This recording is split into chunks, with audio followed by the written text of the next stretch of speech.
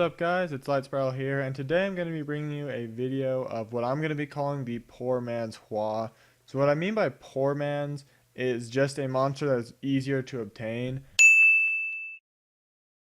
So in this case, this is a regular element nat 4. So any regular element nat 3s or any light dark farmable monsters. The first thing I'll do is I'll go over Hwa's skills and I'll explain where people use her and why people use her, so you can get a better understanding of why the replacement is considered a replacement. So Hwa's first skill will attack the enemy, does damage according to her speed, and it decreases the enemy's speed for 2 turns with an 80% chance max skilled and a 50% chance if it's not maxed.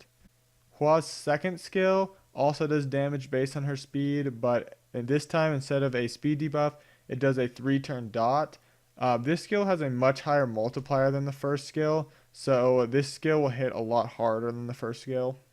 And then the passive is really what makes Hwa really useful and why a lot of people build her. Every time she attacks the enemy, she decreases their attack bar by 25%, as well as she has a 20% chance to strike again. So that doesn't mean she gets a violent proc. It's like Rayok, how he hits twice sometimes or a million times instead of once. But this can only strike one time. It can't it's not like Rayok where it can strike over and over again. This can only get one extra hit. And then she also has this leader skill that's a universal crit rate leader skill. So where people use her is in giants, in dragons, in necro, in raids, and that's pretty much it. Well guys, that's pretty much it. Basically anything with a boss in it, Hwa is super useful in. People use her in the TOA 100 boss. The reason why is because she does the speed debuff, and then every time she gets a turn, she decreases her attack bar by 25% or more if she gets a violent or if she just happens to hit again. So she's super useful against bosses because there's only one target, so the only target you're attacking, you're decreasing the attack bar, as opposed to if you have 4 targets, decreasing one target's attack bar doesn't help that. Bosses are also slow, so having the speed debuff and decreasing attack bar is super useful. And when some people are able to do TOA 100 and Dragons B10 and Giants B10 and beat it with the boss getting 0 turns because Hwa keeps decreasing the attack bar, as well as since she scales on speed, it's also nice because typically you'll build her fast because you want her to decrease attack bar, and then she'll also do extra damage because of that. And she just has good multipliers in general and can do quite a bit of damage on top of the crowd control. So what I'm going to be calling the poor man's Hwa is actually going to be the newest addition to the game. So they haven't released the light paladin yet at the time of recording this, but they did release the fusion recipes. So this is technically the newest monster to the game until probably a week when they're going to release the light paladin. But Loren, the light cowgirl, has a lot of similarities to Hwa. So I know I've already made a poor man's Hwa video about a year and 3 months ago or something in the summer of 2016. But you can check that out if you want. It's still a poor man's Hwa, but this one works a lot better than the last monster I had. So that's why I'm making this again. It's because since they added this new monster and this one does a lot better than the old one, I'm going to include this. Her first skill shoots 3 projectiles, each with a 50% chance to speed debuff if it's max skilled. So there's a pretty good chance you'll land the speed debuff because it's 3 hits and 50% each. So the second skill attacks the enemy 2 times. Each has a 100% chance to remove a harmful effect. Remove 1 harmful effect. So when it says 1 harmful effect, that's a typo. It means that it strips beneficial effects.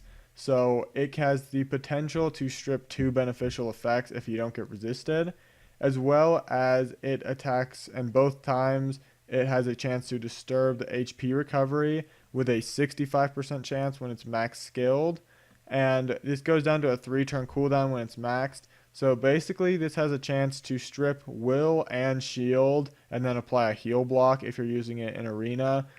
But this skill I don't think is the best in the world.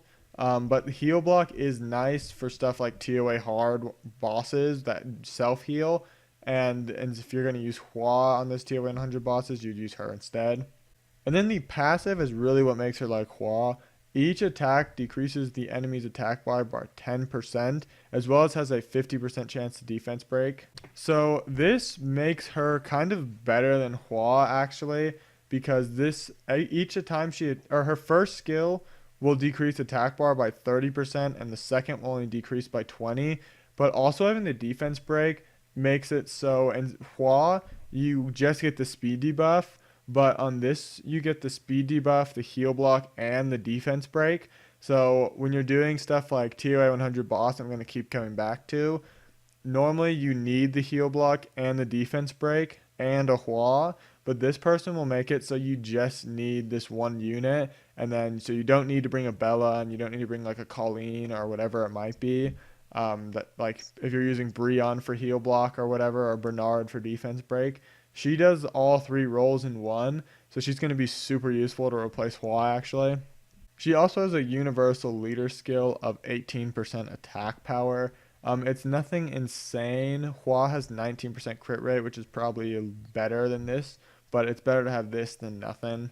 She awakens into accuracy just like Hwa does, so they really are very similar in terms of their uses. Hwa's base stats are a little bit better, and I haven't been able to test out or see anyone test out this light cowgirl yet, but I've seen people use the water and fire and the dark cowgirls, and they don't do insane damage compared to Hwa.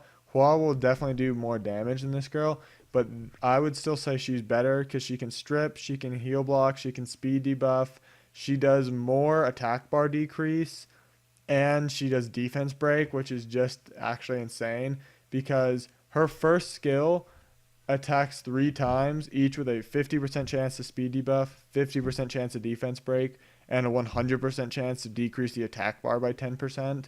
So it really is a good skill. It's like a combination of the Rakshasa's first skill, the Jack-o'-lantern's first skill, and the Panda's first skill.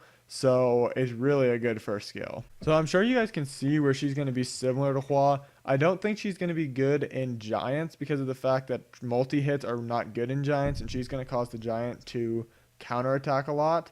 But in Dragons, she could be better than Hwa because she can strip the immunity and she can defense break. In Necro, she might be better than Hwa because she does multi-hits instead of the single hits, as well as the defense break. In TOA Hard 100, I think there's no question of that she's better. In Raids, I don't know that she's going to be tanky enough to really survive well enough in Raids, but we'll have to see once people can actually get her, because it is it's Saturday, and she doesn't come out until Sunday, which is tomorrow, so no one really has her yet. But that's really what I've got to say about this poor man's Hwa. Leave in the comments if you can agree with this, or if you don't agree, or whatever. If there's something I'm missing that makes her not like Hwa, but I'm pretty sure she's a lot like Hwa. If there's any other videos you guys want to see, be sure to mention that in the comments as well. But if that's really all I have for today though, guys, so may the best of your todays be the worst of your tomorrows.